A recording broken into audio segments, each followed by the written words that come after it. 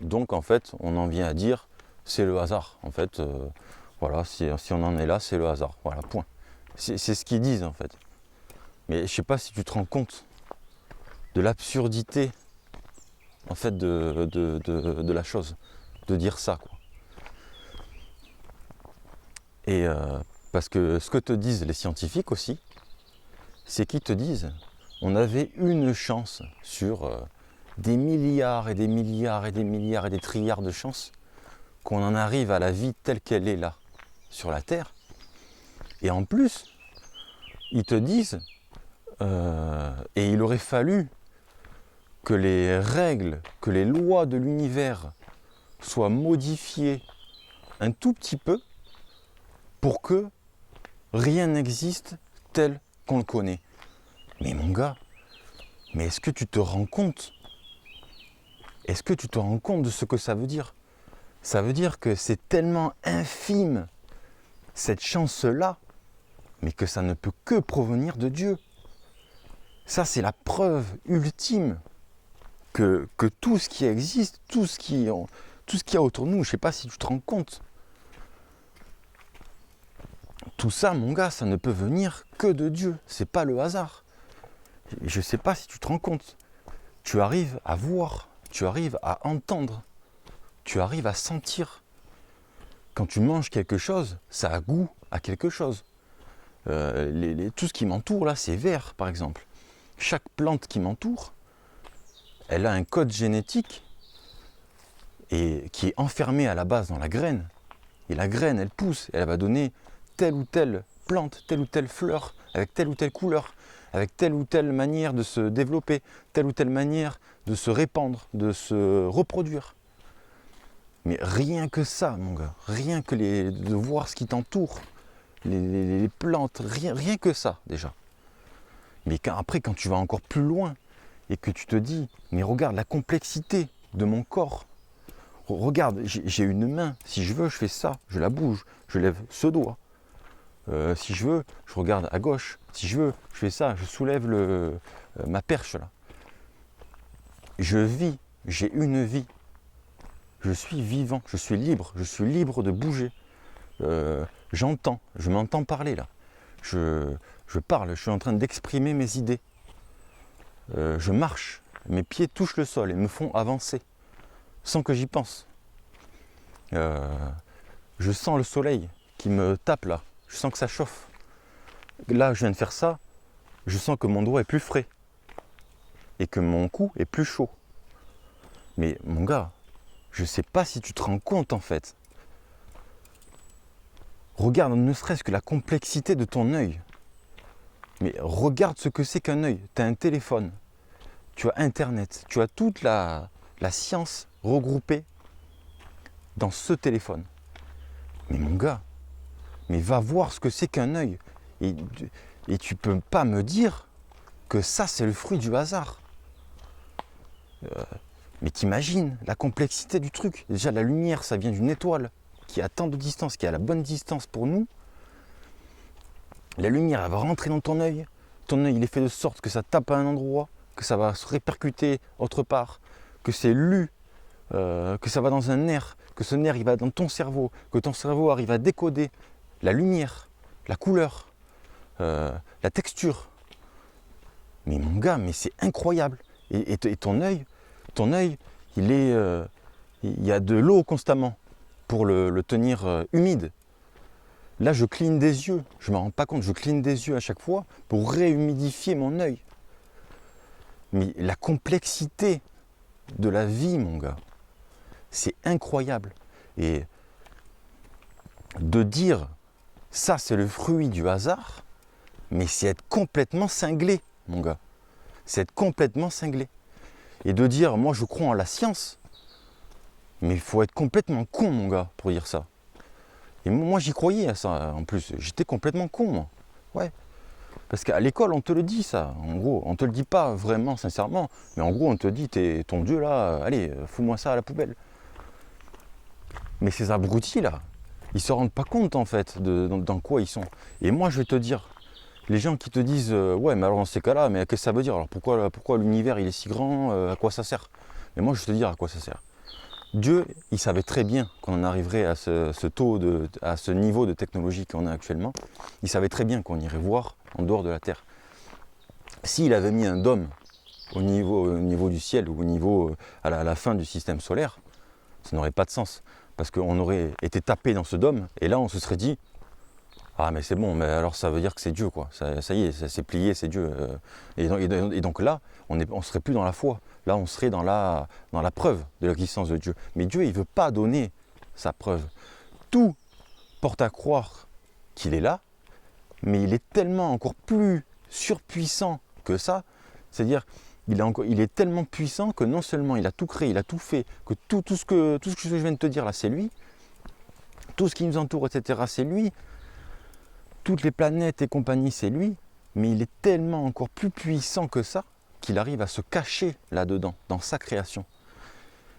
C'est merveilleux, ça. C'est merveilleux parce qu'en fait, ça veut dire qu'il nous laisse le choix. Dans la grandeur de sa création, il nous laisse le choix de croire ou de ne pas croire. Et c'est incroyable. Moi là, j'essaye de raisonner et tout là, mais on peut pas savoir réellement qui il est, comment il est. C'est tellement grandiose. Et donc je te dis, s'il avait fait ça, ça aurait prouvé son existence. Et Dieu, il veut pas ça. Dieu, il veut qu'on aille le chercher, qu'on l'aime pour ce qu'il est. Il veut pas. Sinon, bah, il se dévoilerait à toi là dès maintenant et ça serait plié. Mais c'est pas ça qu'il cherche Dieu. Et donc, qu'on me dise, ouais, mais t'as vu le Big Bang, ça c'est la preuve qu'il n'y a pas de Dieu. Puisque t'as vu, l'univers c'est tellement grand. En fait, c'est tout simplement, voilà, on a eu de la chance, nous on a eu la bonne planète et compagnie. Et donc tu comprends, voilà, en fait, voilà, fin de l'histoire quoi. Mais d'accord, et alors, comment t'expliques le Big Bang alors? Il y avait quoi avant le Big Bang? Qui l'a créé? Qu'est-ce qu'il y avait avant? Pourquoi il est sorti avec toutes ces lois qu'on connaît actuellement, telles la gravité, etc. Mais d'où il vient, d'où ça sort? Ça c'est encore le scientifique là, qui étudie la vie, il étudie ce que c'est que la vie, comment elle est apparue, mais encore une fois, il est incapable de dire pourquoi, comment, en fait, c'est apparu. C'est pas parce que tu arrives à dire il y a eu le Big Bang que ça y est, tu as prouvé que Dieu n'existait pas. Ils comprennent pas ça, j'ai l'impression. Alors je me dis, je sais pas, ils sont peut-être cons en fait. Peut-être que moi, Dieu m'a doté d'une intelligence supérieure et qui me permet de raisonner comme ça. Mais non, je te le dis, c'est non. Non, pas du tout. Puisque moi, je te dis, moi, pareil, je croyais à tout ça avant. Mais maintenant que je crois et que j'ai goûté à ce que c'est que Dieu et que je m'en suis rapproché et que je vois ce qu'il fait dans ma vie et que je vois ses signes, maintenant je me dis, et que j'ai demandé le Saint-Esprit et que donc je pense que, je te dis, si j'avais pas un peu de Saint-Esprit en moi, je ferais pas ces vidéos. Je te dis, tel que je suis là, même moi là, je suis en train de me dire, mais mon gars, tu es en train d'expliquer tout ça, c'est génial. Je pensais pas pouvoir l'expliquer ce que je te dis là. Je te dis, il y a des gens, ils vont voir la vidéo, ils vont se dire, mais qu'est-ce qui lui arrive au gars? Le gars, il parlait pas, et d'un coup, il te sort ça. Mais parce que tout ça, je l'avais déjà un petit peu en tête. Et là, ça, c'est encore, je te dis, c'est un miracle, ça. Rien que ça, là. Le fait que j'arrive à te sortir tout ce que j'ai au fond de moi, comme ça, c'est un miracle. Et donc, je te dis, c'est pas parce que tu vas prouver telle chose. Et maintenant, ils sortent une nouvelle chose, c'est les multivers, maintenant. Mais ça, c'est pareil, on en revient toujours au même truc. Tu peux me dire que la vie, elle a été créée de n'importe quoi, là, j'en sais rien, de tout ce que tu veux. Mais ça change pas que. Ça change rien. Que tu me dises le multivers, tout ce que tu veux. Ça change rien, mon gars. Je reviens toujours à la même chose et à te dire, tout ce que tu fais, c'est étudier ce qu'il y a autour de toi. Voilà, point. Donc voilà. Fin de l'histoire, c'est plié. Les gars qui me disent oh Dieu, ça c'est pour. C'était avant ça. Maintenant qu'on a la science, mon gars, on explique tout. Et mon gars, je te le dis, t'expliques que dalle. T'expliques que dalle. Tu expliques, tu étudies, voilà. Et au lieu de faire preuve d'un petit peu d'humilité et de respect, et de dire waouh, et de dire waouh, tu fais le cador et tu dis moi j'explique, moi. J'ai pas besoin de Dieu pour expliquer la vie. Mais tu te trompes, hein, tu te trompes gravement. Et pourtant, c'est pas incompatible. C'est pas incompatible. La science et Dieu, c'est pas incompatible. Je te dis, la science, c'est génial.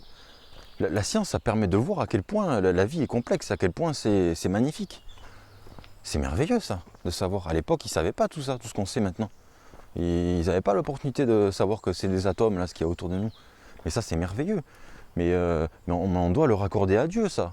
On ne doit pas dire, c'est pas parce qu'on, je te le répète encore, ça fait au moins 20 fois que je le répète, mais c'est pas parce qu'on arrive à voir ce que c'est que la vie à petite échelle et à grande échelle, que ça y est, et d'ailleurs je comprends même pas le raisonnement en fait, je comprends même pas le raisonnement de dire, c'est pas Dieu. Si à la limite on va me dire,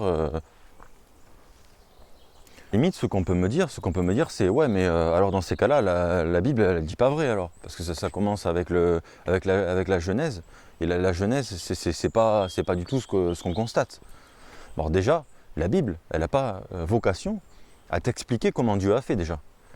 Donc il y a de très fortes chances que déjà la Genèse, ce soit pas comme une parabole, mais parce qu'une parabole c'est autre chose, mais et c'est fort probable que ce soit romancé. Dieu, il n'est pas là pour te dire alors c'est comme ça que j'ai fait, voici mon plan. Ça n'a pas d'intérêt. Dieu ne va pas te dire son plan. Je te dis, ce qu'il veut, c'est se cacher. Il ne va pas te donner sa révélation comme ça d'entrée de jeu. Mais quel intérêt sinon ? Si dans la Bible il y avait écrit alors voilà, j'ai commencé par faire un Big Bang, etc., à créer les étoiles et compagnie. Alors déjà les gens ils n'y auraient même pas cru, parce qu'aujourd'hui maintenant on a le recul nécessaire pour croire à ça, parce qu'avec la technologie qu'on a, etc., on sait maintenant que c'est arrivé comme ça. Mais imagine à l'époque, et les gars ils auraient dit mais attends, qu'est-ce que c'est ça c'est pas possible. Et donc déjà, les personnes qui vivaient au millénaire précédent et avant, ils se seraient dit, ils n'y auraient pas cru non plus. Ils seraient comme nous et ils diraient, ben non, ça c'est bizarre ça. Qu'est-ce que c'est cette histoire de Big Bang, de planète et tout. Nous on voit pas ça. Nous on voit simplement la Terre, le ciel. Donc on comprend pas. Donc déjà premièrement.